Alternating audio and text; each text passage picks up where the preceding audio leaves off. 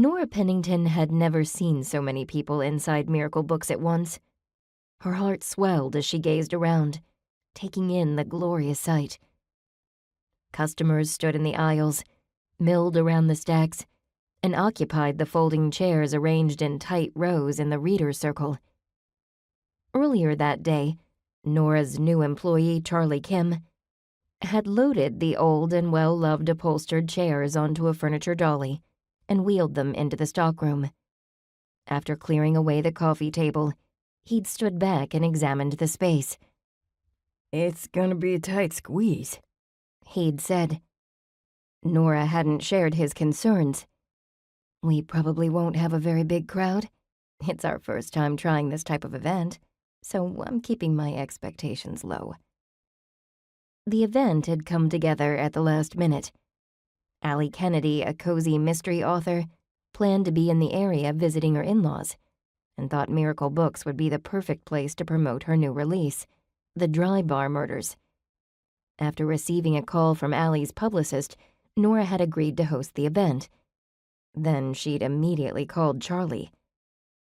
Making no effort to suppress her panic, she'd said, "I'm sorry to bother you on a Sunday, but this is an emergency. We're about to have our first author event ever." Ever? Charlie had every right to be surprised.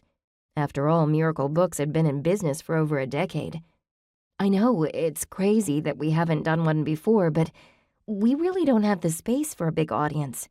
I can't cram an author into a children's section while their audience sits on the alphabet rug like a bunch of preschoolers. And until you came along, I didn't have the staff to manage an author signing. That might change now. I got an email from another publicist this morning asking for a last-minute booking on Halloween, and I'm going to say yes." "This is so cool, Ms. P. How many days do I have to promote the event?" Allie Kennedy is coming next Saturday." Charlie had let out a low whistle. "I'll do what I can, but we're gonna need help spreading the word." Nora's friends had been happy to oblige. Estella Sadler hung a flyer at her salon. June Dixon added the event to the activities calendar placed in every guest room of the massive hotel where she worked as guest services manager. And Hester Winthrop had immediately offered to bake treats for the occasion. Nora's next move had been to run a Google search on mocktail recipes.